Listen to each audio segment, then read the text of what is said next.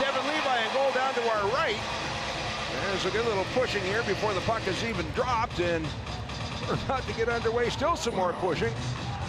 Now the puck is dropped and is taken from the draw by the crunch. Along the near wing, dumped in the Amerks zone and turning back after. Kulik in the corner, bumping there. Metza trying to dig it out. Kulik does, pulls it away momentarily, and the puck spun up the boards. On the near side, turned out over the line to center ice. Trying to get away. It's cleared the rest of the way down. Kulik chasing after it in the corner. Sends it around behind the net. Bouncing off of the backboards. And there it's taken and spun around into the far corner. Dugout carried away by Groshev of the crunch.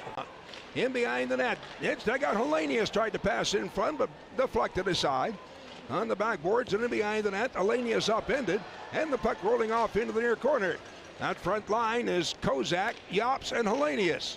Interesting combination there. Off the left side, Clegg with a long shot in. That's knocked outside the net. They score! Popped up in the air, came down to the left of Halverson. That was hammered in by Hellenius, finding the loose puck, and the Hammers score first. And no celebration by Konsta Hellenius other than an absolute stare down at Tove Busan. Busan just watches as Hellenius skates away. His teammates huddle around him. That puck plopped in the air. Just like you said, Don, it ends up eluding Halverson. He's still searching for it. It lands on the blade of Konsta Hellenius, and the Amerks strike first here in game 2. Out to the left point, now to the right side, Santini, long shot, tipped in a goal, and getting the glove on it, Levi grabs it, holds on, and again, it's almost like our obligatory pushing and shoving in front of the net. Yeah, it's going to happen now, and both sides have taken exception to one another. I think, just from the observation in the opening 11 minutes, that Syracuse was the more physical team on Friday, and I don't know that surprised is the right word, but I do think that Rochester has maybe let the crunch know, hey, you're not going to push us around. And off into the near corner by Halverson. Dug out again by the crunch. Gone through the center race, up the left wing, Duke to the red line. Big hit. He is leveled by Rathbone. And the puck around behind the Amherst net comes out of the near wing. That was, and we saw a big hit on Friday night, but I mean, that one's got to be the biggest of the series so far. Left side right in front of the penalty box, and Dylan Duke is seated. His stick goes flying. Oh. Back at the left point where it's kept in, long shot, and a pad save. Levi, puck out in front of the net, tried to flip it forward, but blocked away. At the right point, Santini with a shot, hits a mass of bodies in front. Back at the right point, kept in again, scooped around behind the net. They got Brown has Komarov in a headlock. Now the helmets are pulled off. Also got Clegg is spun around, sent to the ice. That's Finley and Komarov duking it out right now, and Komarov is getting the better end of this one. And Finley is a big man. So Komarov coming over the top with another right hand. Oh, man. Oh, he nails him, and now Komarov, he got tagged, dropped to the ice, and they're calling for medical attention for Komarov here. I think, yeah, Michael Dess is sprinting onto the ice there to take care of Vsevolod Komarov. The officials flagging him down. He rolls over, he's up to his elbows and knees. But, you know, he came over the top with a right hand. Did you see Finley? I didn't see Finley get a shot in. He did, huh? Yeah, he got him upstairs pretty good. Komarov went down. I mean, I worry that his face may have hit the ice. They're going to bring out a crew here. I definitely think that Komarov is cut, and well, I'll say this too, Don. You know, in the middle of a fight there's nothing but fire and passion. But this game, it is a gentleman's sport. And right after it happened, Jack Finley... Except for the playoffs. Well, I mean, you say that, yeah, but Jack Finley was standing over Komarov, and he wasn't taunting him. He was checking to make sure that he was all right. That's not the goal of these fights. It's to send a message, but it's not to injure somebody. And yeah, good news there. Komarov is now up to his skates, but he's looking wobbly, and now we got the Amherst doctors are coming out onto the ice. Yeah, Jackie Gutierrez, who's also part of the athletic training staff, also heading onto the ice here to help out. So this is an all-hands-on-deck approach for the Amerks, and with 3:22 to go in the second period, the concern is for this blossoming prospect here, Komarov, coming off an unbelievable rookie year here with the Amerks. Komarov standing up and getting a good looking at from the team doctor. And of course, Michael Dess, the trainer.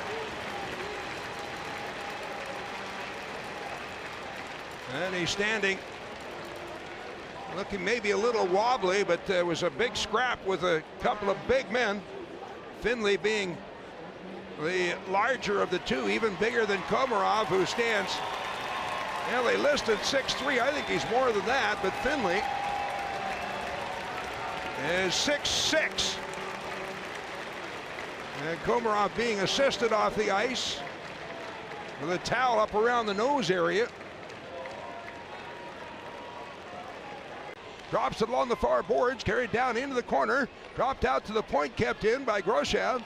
On the right wing side again, shot toward the net, knocked down in front, loose puck, that's pulled away, along the line, drawn out the near side, scooped away out of the zone, penalty expires, and the puck on the near wing, drawn forward, as Yops has his stick knocked out of his hand, and it'll be that was rather Ostlund, that'll be a penalty coming up here to the Crunch.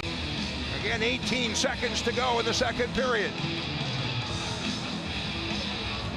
Taking their time getting lined up. Now the puck is dropped. Right wing side, one-time shot. They score! Off the right wing, one-timer hammered inside the post. On the short side, guess who it is? Yuri Kulik. Kulik gets the one-timer, and the Amics take a 2-0 lead.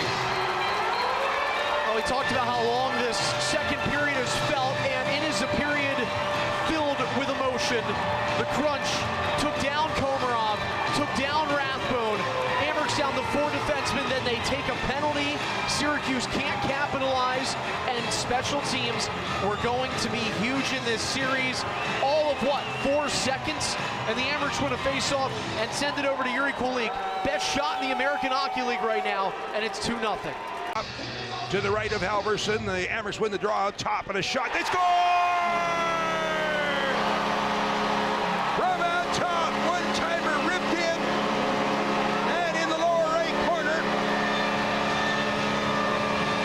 That's deja vu, Don. That's Clegg again. That's Cale Clegg again from the left point early in the third period, just like he did not even 48 hours ago. The race to 3 is completed by Clegg for a second straight game. And no, it's not over yet. There's 14:07 to play. But the Amherst have put themselves in an even better position here in game 2. Rochester zone over the line, carried down the corner, round behind the net, throws it in on goal, but blocked behind by Levi. Amherst shoot it away down ice, and it's wide. Of the net, a race for it. Rosé gets to it first. Backhander scores! Rosé, he wins the race for the puck. Backhands it from a very sharp angle inside the back post. Empty netter. It's 4-0. Well, I think you respect I guess the courage of the Crunch to pull their goaltender with almost 7 minutes left, down 3-0, but they knew they needed to do something. Again, they were trying to look for life, and Isak Rosén, with an empty netter, just ripping out and stopping whatever kind of pulse remained for the Crunch here in this game. In behind the net, Amherst have it. Turned by Metz into the near corner for Yops. He's hammered in the corner boards, and everyone will jam into the corner. We're not done yet. All of the players on the ice, except for the goalies, are in a mass pile of bodies in the corner. Somebody gave a last hit on Yops in the corner, same thing that they did in game 1, going after Novikov. And in the corner, Santini comes away without a helmet. Also, there is another player, looks like, I can't tell who that is, without a helmet, and Hellenius for the Amherst without a helmet. That's Hellenius and Bisson without helmets. They're still in behind the net. They do a little jousting. And so they're kind of separated. Bisson being pushed aside. It's actually the referee is pushing Bisson away as the linesmen are all tied up with other bodies. And so finally they separate, to be continued Thursday night in Syracuse. That's going to be interesting. Yops is all right. Boy, he was smoked in the corner again. He seems to be okay, and the Amherst now huddle up and congratulate each other, and what a great win under some trying circumstances tonight. The Amherst come away with an outstanding win over the Syracuse Crunch. Final score, the Amherst 4, Syracuse nothing. Lead the series 2-0. We'll be back with post-game coming up next. This is the Amherst Broadcast Network.